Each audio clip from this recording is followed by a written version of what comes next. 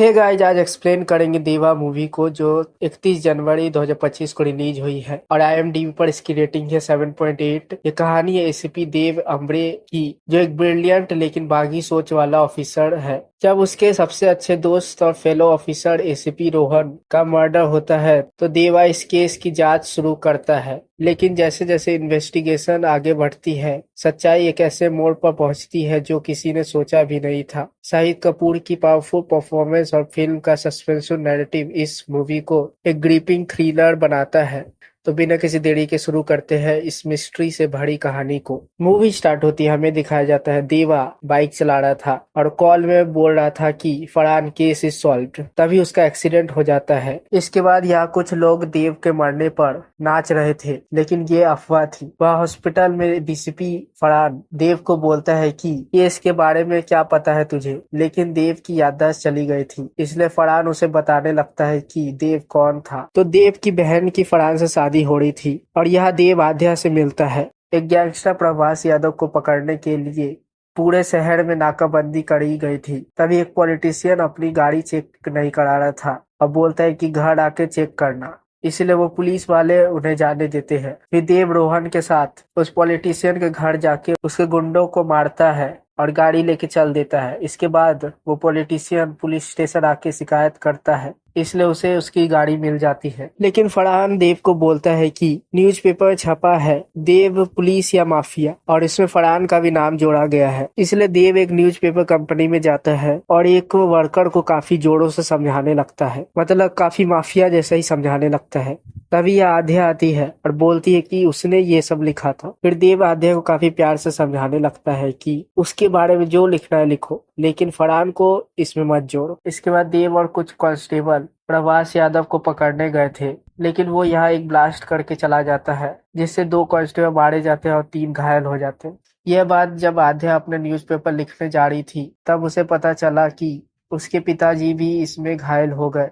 तो वो हॉस्पिटल में देवा को बताती है कि उसके पिताजी अब कभी नहीं चल पाएंगे, और वो बताती है कि प्रभास यादव को कोई पुलिस वाला खबर दे देता होगा, इसलिए वो हमेशा भाग जाता है। इसके साथ एक कांस्टेबल अपने बयान दे रहा था। इसके बाद प्रभास यादव की लोकेशन दोबारा से मिल जाती है, इसलिए काफी सारे पुलिस वाले उसे पकड़ने जाते हैं, लेकिन यहाँ उसके गुंडे उन पर हमला कर देते हैं और प्रभास यादव बाहर निकलता है। तो रोहन उसके पीछे लग जाता है, लेकिन प्रभास उसे मारने वाला था। तभी देवा प्रभास यादव पर गोली चला देता है और वो मारा जाता है। फिर देव रोहन को गन दे देता है ताकि उसे अवार्ड मिल सके और रोहन के पिताजी खुश हो सके। वहाँ पार्टी में रोहन अपनी गर्लफ्रेंड से शादी कर लेता है। यहाँ आध्या भी आई थी और देव उससे बातें कर रहा था। फिर रोहन को अवार्ड मिलता है, लेकिन उसे कोई गोली मार देता है। तो देव फरहान से पूछता है कि रोहन को किसने मारा। तो फरहान बोलता है कि देव ने यही तो केस सॉल्व किया था। फिर ये दोनों देव के घर के सामने आ गए थे और फरहान देव को एक पेन ड्राइव देता है जिसमें केस के रिलेटेड डॉक्यूमेंट्स थे। इसके बाद देव अपने घर जाता है और फरहान यहाँ से जा चुका था। यहाँ देव अपना वर्दी देखने के बाद पेन ड्राइव का यूज से लैपटॉप में सारे फोटोज और वीडियो देख रहा था, जिसमें रोहन को गोली लगने के बाद देव कैमरा से उस शूटर को देख लेता है। तो उसे पकड़ने के लिए देव और कुछ पुलिस वाले जाते हैं, लेकिन वो शूटर वहां से भाग गया था। इसके बाद रोहन को सलामी देके उसे कॉफिन में डाल के दफना दिया जाता है। फिर देव इन्वेस्टिगेट करने रोहन के घर जाता है और रोहन के फैमिली वालों पर ही शक कर रहा था कि प्रॉपर्टी के लालच में रोहन के भाई और पिता ने ही उसका मर्डर कर दिया होगा। इसके बाद वहाँ स्टेज और उस बिल्डिंग पर जोरों से इन्वेस्टिगेशन चल रहा था। दूसरी तरफ देव उस शूटर का स्केच बनवा रहा था, लेकिन स्टेज और उस बिल्डिंग पर कोई सबूत नहीं मिलता और देव 3 में से एक स्केच का फोटो ले लेता है। साथ ही देव और कुछ पुलिस वाले प्रभास यादव के आदमी बंटी को पकड़ने जाते हैं, क्योंकि वो उस स्केच के आदमी को जानता था। या देव उसे पकड़ के फोटो दिखा के पूछने लगता है ये कौन है, लेकिन वो बोलता है उसे नहीं पता। तो देव उसे खूब मारता है। तभी उसकी पत्नी देव को रोकने लगती है, इसलिए देव उसके मुंह में गन डाल देता है, लेकिन फिर उन्हें यहाँ से जाना पड़ता है। इसके बाद ये लोग स्टेज के पास एक घर में पूछताछ करने के लिए जाते हैं, जहाँ उन्हें पता चलता है कि एक ग्रीन कलर की एसयूवी कार अवार्ड देने के पहले रात को यहाँ खड़ी थी। ये सेम कार वो पॉलिटिशियन आप्टे के पास भी थी, इसलिए देव वहाँ जाता है जहाँ आप्टे भाषण दे रहा था और देव उसकी गाड़ी पर एक नोटिस दे देता है। इसके कारण फरहान देव को बुला के काफी डांटने लगता है। अब बोलता है कि तेरी शिकायत कर रहे हैं रोहन के पिता और आप्टे। तो देव बोलता है कि ये सब मिले हुए हैं। इसके बाद कहानी प्रेजेंट में आ जाती है। यह फरहान देव को बोल रहा था कि तुझे ये केस फिर से सॉल्व करना होगा। साथ ही फरहान देव को उसके घर छोड़ के चला जाता है। तभी देव पर कुछ गुंडे हमला कर देते हैं तो देव उनसे लड़ता है। इसके बाद देव डॉक्टर के पास जाता है तो वो उसे बोलती है कि तुम वापस ड्यूटी ज्वाइन कर लो और याद करने की कोशिश करते रहो। तो देव ड्यूटी ज्वाइन कर लेता है, वो भी वर्दी पहन के, क्योंकि वो हमेशा वर्दी नहीं पहनता था। साथ ही देव अपने सारे दारू शराब फेंक देता है। फिर यहाँ एक मीटिंग में पता चलता है कि देव पर हमला करने का शक प्रभास यादव के आदमी बंटी, आप्टे और भी काफी सारे लोगों पर है। इसके बाद ये लोग पहुंचते कोर्ट में, क्योंकि बंटी की पत्नी श्वेता के मुंह में देव ने गन डाला था इसलिए, लेकिन देव श्वेता को पहचान नहीं पा रहा था तो देव को एक वार्निंग देके जाने दिया जाता है। फिर देव अपना फोन लेने एक बाजार में जाता है, क्योंकि उसका फोन एक्सीडेंट में टूट गया था। लेकिन वो दुकानदार बोलता है कि तू क्या कर लेगा, कल मिलेगा फोन। इसलिए देव उसे काफी जोरों से समझाता है तो वो उसका फोन दे देता है। फिर देव अपना और दिया के साथ वाला चैट देखने लगता है। साथ ही शाम को दिया देव को अपनी और देव की शादी का कार्ड का डिजाइन दिखाती है। तभी देव को एक कार दिखती है जो कि येलो लाइट में ग्रीन कलर और असलियत में ब्लू कलर हो जाती है। इसलिए वो दोबारा से उस आंटी से पूछने जाता है, लेकिन वो कार अपना रंग बदल सकती थी। मतलब ये सब गलत कार ही ढूंढ रहे थे। इसके बाद ये लोग मंदार को पकड़ने जाते हैं, क्योंकि उसे पता था कि प्रभास यादव को कौन पुलिस वाला हमेशा बता देता था कि पुलिस आ रही है। फिर देव रोहन की गर्लफ्रेंड को मिलने बुलाता है, क्योंकि देव को जानना था कि एक्सीडेंट से पहले देव और उसके बीच क्या हुआ था, लेकिन वो नहीं बताती और यहाँ से जाने लगती है। तो देव उसका फोन ले लेता है जिसमें रोहन का स्पीच प्रैक्टिस का वीडियो था। इस स्पीच में वो देव को क्रेडिट दे रहा था प्रभास यादव को मारने का। तो ये बात देव फरहान को बताता है। इसके बाद एक शूटर को वो वहां बुलाया जाता है जहां रोहन मारा गया था और उसे वो वीडियो दिखाया जाता है। तो वो देव से पूछता है कि आपने कहाँ देखा था शूटर को।